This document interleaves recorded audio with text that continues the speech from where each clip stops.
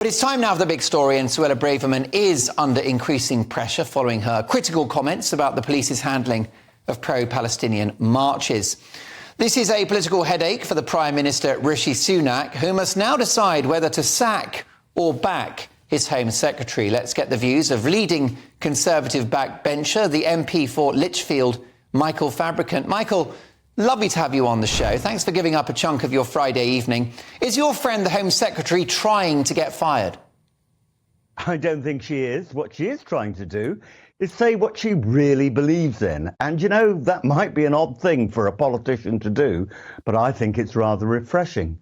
And what is she being criticised for? I was actually looking again at the article, which has been so controversial. And she says in it, let's just find it. During COVID, she says, why was it that lockdown objectors were given no quarter by public order police, yet Black Lives Matter demonstrations were enabled, allowing to break rules, and even greeted with officers taking the knee? Right-wing and nationalist protesters who engage in aggression are rightly met with a stern response, yet pro-Palestinian mobs displaying almost identical behaviour are largely ignored, even when they're clearly breaking the law. I don't think that's so unreasonable, you know. I completely agree. I don't see the controversy. I don't think it's divisive. There's this idea that she's inflaming tensions. I think the people on the streets of London, Manchester and Glasgow calling for a holy war are the ones inflaming tensions. However, Michael, do you think that the Home Secretary, Suella Braverman, sometimes goes too far, calling illegal immigration an invasion, for example?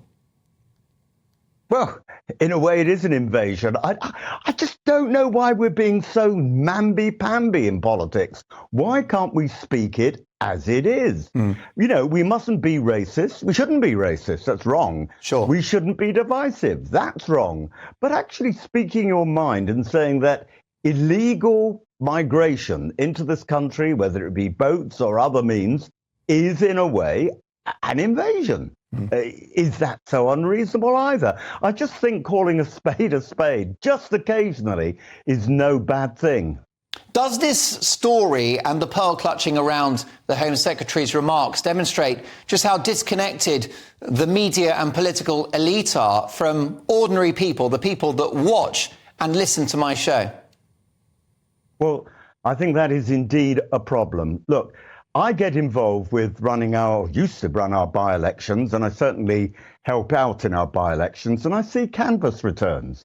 And what I don't see is Conservatives switching to Labour, which I know is a big worry for Keir Starmer. But what I do see is Labour voters getting out and voting, but Conservative voters staying at home.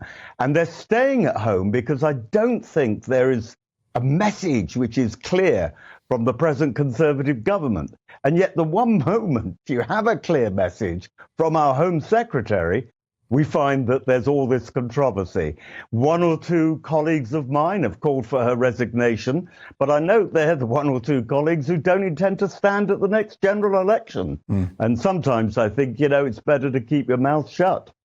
If she were to... people might say, I never do. No, and thank God you don't. We never want you to be censored, Michael. If she were to be fired, what do you think the implications might be for the Conservatives at the next election? Well, I think people will say, you know, what do the Conservative Party stand for nowadays? And when you get someone who actually talks about what they stand for, and then that person is fired, though let's be clear, Rishi Sunak has made it very clear. You nearly called him Keir Starmer. I know. Freudian slip. Because it's too late at night. I'm normally in bed at this time, Mark. It's what? It's 9:25. It's way past my bedtime. That's right. You should be having your nightcap. But yeah, Rishi Sunak, go on. But Rishi Sunak has made it very clear, both yesterday and today, that she has his full confidence. But sometimes when Prime Ministers say that, it's a kiss of death. But I think he does mean it on this occasion. However, yes, it has caused... Yes, so sorry to interrupt you, Michael. Apologies, the line's not the best. But can I just ask you, some would argue that this article she wrote in The Times is not helpful to the Met Police, who have got a big job on their hands this weekend, that they need her support rather than, this criticism, this onslaught? Well, I think, she just feels utterly frustrated with the Met Police. And I think a lot of the general public feel about that too, because, it's not just the Palestinian demonstrations that we're having. It wasn't that long ago that you had Stop Oil. In fact, it was only earlier this week. You had Stop Oil actually closing off roads and policemen standing around not knowing quite what to do. It's actually the rank and file police officers, the constables, sergeants, and maybe inspectors whom I feel sorry for. I don't think there is a very, very clear instruction at all coming from the commissioner about what to do. If you look at what goes on in France and Germany and the United States, the very, very robust action they've taken against Don't Stop Oil, or Stop Oil rather, demonstrators, and particularly the Palestinian demonstrators who have been terrifying Jewish populations in the UK and elsewhere. If you look at what those countries are doing, it does seem in stark contrast to the rather namby-pamby approach which the Commissioner seems to be taking to policing in London. And of course, the Mayor of London, Sadiq Khan, who is actually nominally in charge of the police, he's barely said a word about it. Briefly, Michael, before we let you get to that large glass of Cabernet Sauvignon, can I ask you, do you think that Suella Braverman could one day be the leader of the Conservative Party, and would she make a good Prime Minister? Because many of my viewers and listeners are emailing me to say that they'd love her to be PM. Well, there's no vacancy at the moment, and I don't expect there will be a vacancy at the moment. But look, there are some very, very good people at the top of government in the Conservative Party, and Suella Braverman is certainly one of them. So, I wouldn't say no to her.